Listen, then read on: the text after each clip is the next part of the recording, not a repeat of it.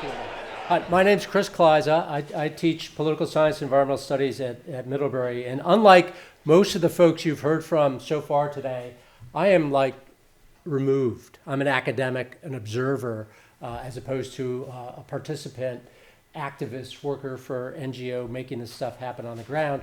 How did I come to this? Well, this is a book that I edited a while ago.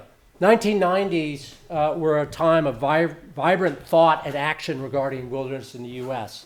Society for Conservation Biology and its journal, Conservation Biology, were founded in the late 1980s. Many biologists and conservation practitioners published articles there about the importance of protected lands for biological diversity protection, a shift away from maybe a focus more on recreation. They published articles about conservation design with ecological reserves, buffers, and corridors. In the early 1990s, Wild Earth and the Wildlands Project launched, consciously bringing together these wilderness advocates and conservation biologists with the idea of protecting more wilderness, especially to help and recover biological diversity. Despite Wild Earth being based first in Canton, New York, and then in Richmond, Vermont, most of the content focused on the vast public lands of the western United States, like Zach opened up his talk with. Folks in the Northeast, however, were thinking about these issues as well, and this led to this volume of essays that I solicited and edited. Wilderness Comes Home, Rewilding the Northeast, published by the University Press of New England in 2001. Yes, okay. The book focused on wilderness and wildlands in the Northeast and sought to survey the state of wildlands in the Northeast, to provide an Eastern voice in the wilderness conversation, typically centered on the West, and to present a model for developing a wilderness and wildland system in the Northeast. Moving forward, in terms of thinking about wildlands in Vermont and the Northeast, three characteristics remain central. The lands are often recovered and restored rather than pristine. The lands will be public and private, and these wildlands will be situated in a landscape of sustainably managed farmland and forest land. The book was organized into three sections, taking stock, designing a northeastern wildland system, and putting these northeastern wildlands in context. Many of the authors of those essays are speakers or attendees at the conference. Alicia Daniel on natural history of the Northeast, Bob Leverett on old-growth forests, Emily Bateson on protecting wildlands on the ground, David Brin on ecological forestry for family forest owners, John Elder on conservation at the edge of wilderness, and John Davis comparing wilderness in the West and East. Other authors still active in conservation and wildlands in the Northeast included Bill McKibben, Jamie Sand, and Steve Trombulak. What's happened in the 25 years since this book was published? In the next few minutes, I'll present an overview of progress, increased threats, and missed opportunities. Here I think I'm gonna sound a little different than Zach because things have gotten a little better in certain areas in the last 25 years. Maybe not as much as, obviously not as much as Zach or I would hope either. First, conservation land purchases and wildlands protection. The federal wilderness, the New England Wilderness Act of 2006 designated an additional 35,000 acres of wilderness in New Hampshire, 41,000 acres of wilderness in Vermont.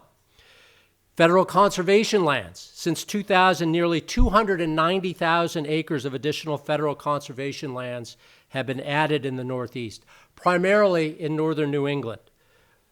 Over 115,000 acres in Maine, 87,000 acres in Vermont, 53,000 acres in New Hampshire.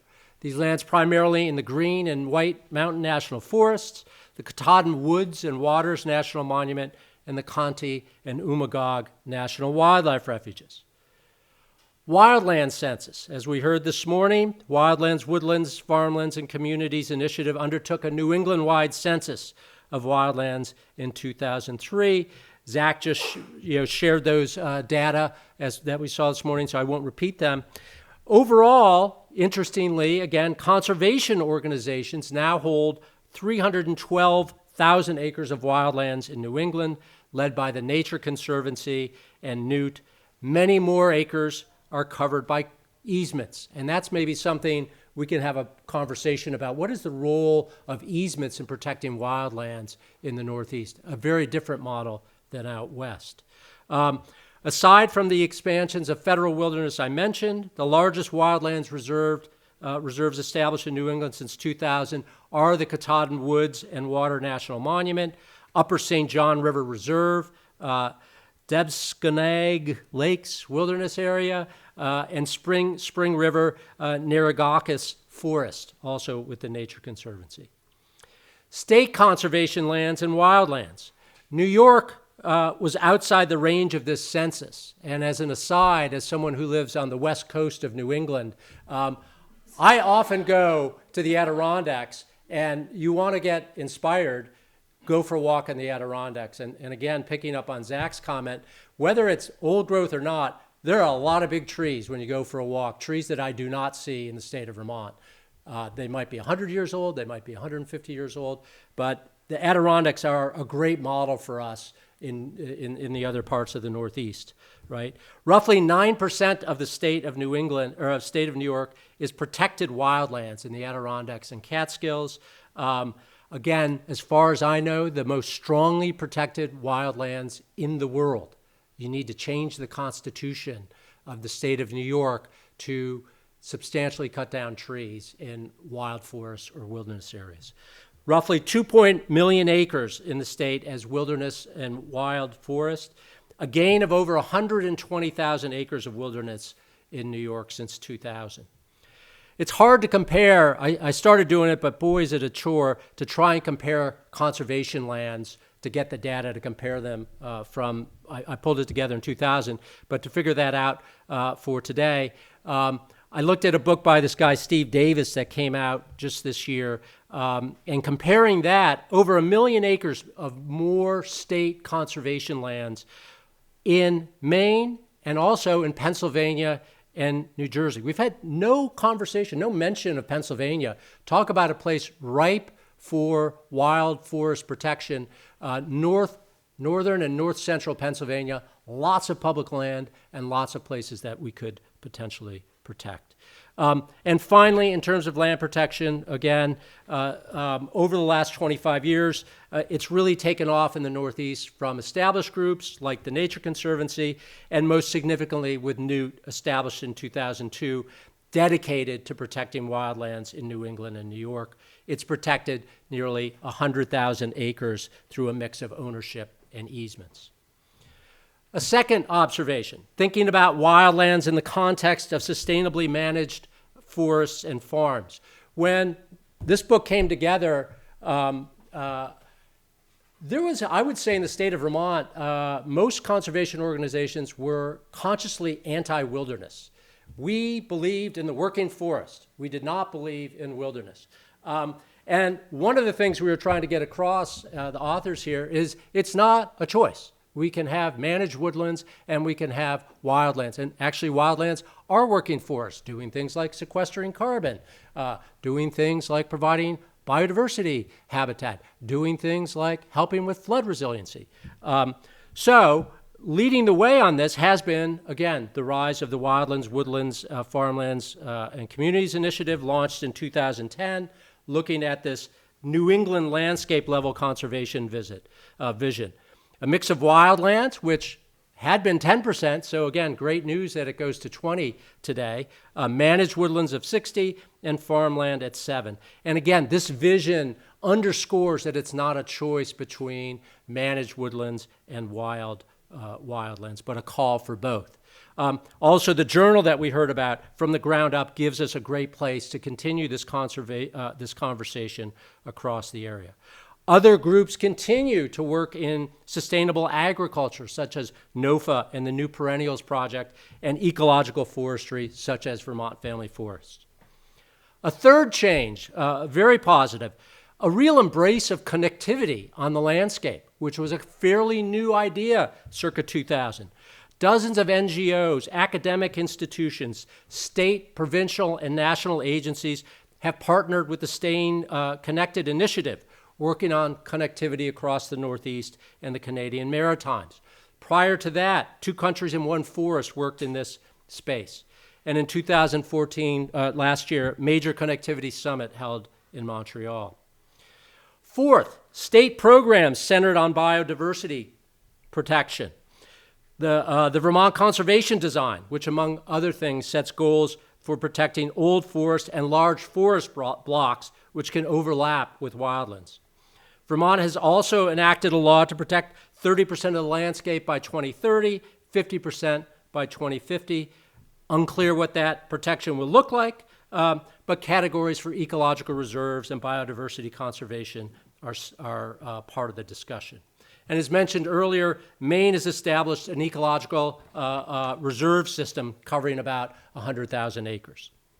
Fifth positive, recovery of significant wildlife populations, including beavers, turkeys, peregrine falcons, ospreys, bald eagles, and loons. And sixth, increased removal of dams, improving aquatic habitat and connectivity. In the last 5 years, over 150 dams have been removed from the 9 northeastern states. Increased threats. Well, of course, the elephant in the room, the monumental change since 2001 is the increased significance in the Northeast of climate change, the warming temperatures and changing precipitation patterns, affecting biodiversity in a host of ways. Species moving across the landscape, spread of invasives, more extreme flooding and drought. All of these underscore the need for more wildlands and ecological reserves and connectivity. A second related increased threat, more invasives, most notably the emerald ash borer, hemlock woolly adelgid continuing to spread, and since it is limited by winter low temperatures, climate change may contribute to further range expansion. Increased flooding has contributed, especially here in Vermont, to the spread of Japanese knotweed in riparian zones. And third, as we heard this morning, after years of increasing forest cover in New England and New York, these states are now starting to see a decline in forest land. New England is losing over 20,000 acres per year, as is New York. Missed opportunities. Since 2001, I think we've missed 2 major opportunities. One, during the 90s, the Northern Forest Lands Council was an official regional body bringing together northern New England states and New York on forest issues. Continuing such a regional council, I think, would have provided a useful government framework for forest policy and planning, including wildlands. That is gone. Second, in Wilderness Comes Home, Jamie Sion made the case, as had others, for new big wilderness in the Northeast.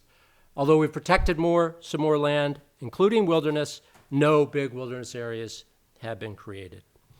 And finally, on the horizon, last year, Senator Amy Sheldon, as Zach mentioned, speaking at the conference, introduced a state wildlands bill. It's exciting and of great importance in creating wildlands on state forests, state parks, and wildlife management areas, complementing the wildlands in Vermont in the national forests and private lands. Really, I tend to think of it as the third leg of the wilderness stool in the Northeast. In conclusion, some comments that you will hear probably over and over in the next 2 days. In the face of climate change, wildlands are more important than ever. Wildlands are places where natural processes dominate and are important for many reasons: for protecting water quality and advancing flood resilience, for sequestering carbon, for improving air quality, for biodiversity protection, for recreation and scenery, for solitude. Wildlands serve multiple uses and are very much part of the so-called working landscape. As fellow New Englander Henry David Thoreau wrote over 150 years ago, "In wildness is the preservation of the world." There you go.